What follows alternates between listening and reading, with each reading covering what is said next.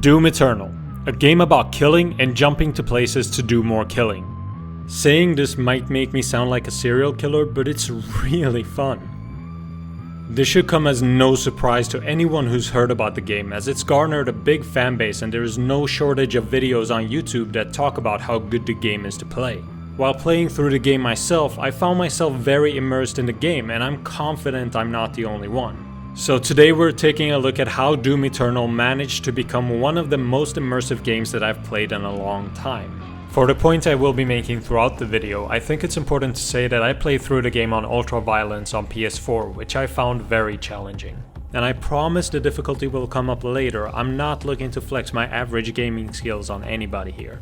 One of the most important aspects of building immersion for Doom is the idea of occupying the player's mind. I'll go into more ways of doing that later on, but in Doom's case, this is mainly done through the gameplay. In any given combat encounter, you're charged with keeping track of a lot of things. First off, it's your health, which you can either get from pickups scattered throughout the arenas that you're in or by performing glory kills. If you're maxed out on health, then it would be a good idea to keep track of the armor that you're currently holding, which again can be found throughout the maps, or you can use your flame belch on enemies to force them to spawn armor for you to pick up. But even with all the health and armor in the world, you will get nowhere without making sure you have ammo for your various weapons. Using up all your ammo for a weapon and cycling through them until you run out might seem like a good plan at first, but the enemies you face are weak to different weapons, and as such, making sure you are capable of handling many different situations is the best way to ensure your success. Speaking of the enemies, they are loaded up with different attacks that you might need to handle in different ways, but what's true about all of them is that the damage they deal is mostly preventable. I'm not comfortable saying that it's all preventable. That judgment would need to be left to someone that's more capable than me. But most of the enemies in the game deal damage through projectile weapons, which you can avoid by simply moving out of the way. If they don't, they are either telegraphed or done upon getting within a certain range of them. And because of all of these factors, whenever you enter a combat arena, you need to start building a map of it inside your head. Partially because you need to know where the pickups are, but also because you need to know what pathways you can take and where you might want to position yourself in order to efficiently fight against the enemies. If all of this information felt a bit overwhelming, then you're pretty much in the same boat that I was in. This is what caused the immersion that I felt while playing the game. Occupying the player's mind to the point that they forget about the situation they are in is what makes a player immersed in an experience. But more often than not, games that focus so heavily on gameplay as Doom does are not titles that make people think about immersion. The games that are usually put up as good examples for immersion are games that put a lot of focus on the stories they tell, with a lot of effort being put into getting to know the characters that are around you, and sometimes giving you choices that matter while expanding on the world that the story takes place in. What makes the situation with Doom so interesting is how all of that flew way over my head.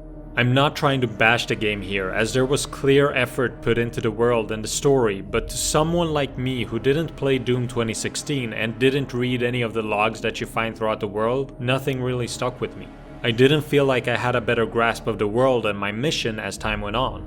It served its purpose in sending me into different locations so I could fight new enemy types as well as explore different environments, but if somebody was to give me a quiz on the story of the game, I'd fail spectacularly. With games becoming more and more realistic as time has went on, the worlds that the games take place in have been pushed a lot.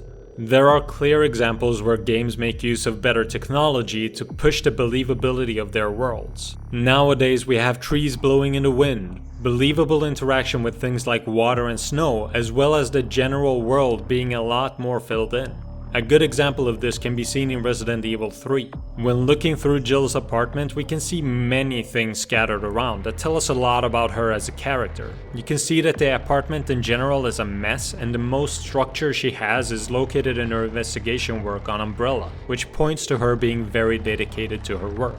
With Doom, this isn't really the case. This could be down to me not understanding the story in any capacity, but whenever I visited any world, it was difficult to tell a small story about it like they managed to do with Jill's apartment.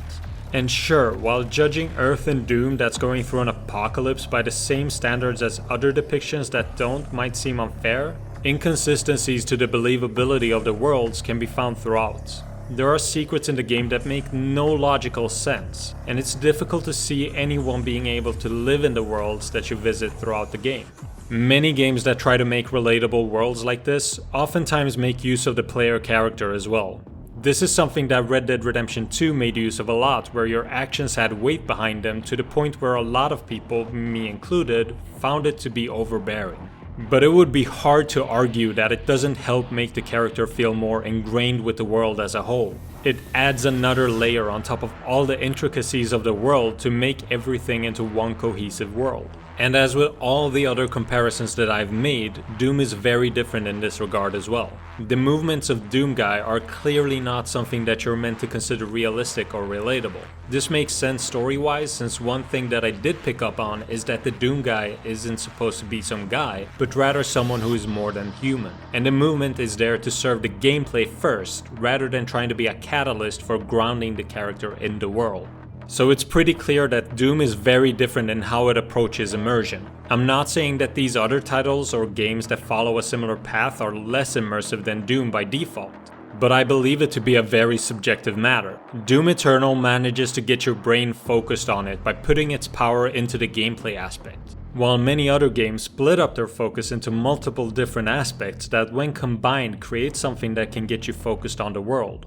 If we were to look at a graph of how your brain is on Doom, we'd see that the overwhelming majority of your focus is devoted to keeping track of the gameplay and other parts being phased out by your mind in comparison.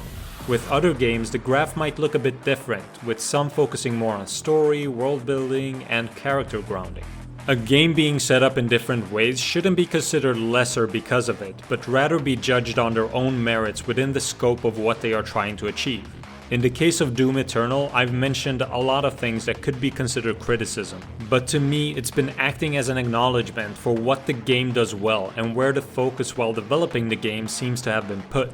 And in my case, I seem to be the type of person that responds well to the way that it handles its gameplay, as my mind pushed me into this zone while trying to stay alive. I see the fact that it managed to focus on its gameplay and make it deep enough to the point that I managed to lose myself in it as a great accomplishment. And if you think that you might be the type of person that responds to that in a similar way, then I'd highly recommend Doom Eternal, if only to see how engaged you can get.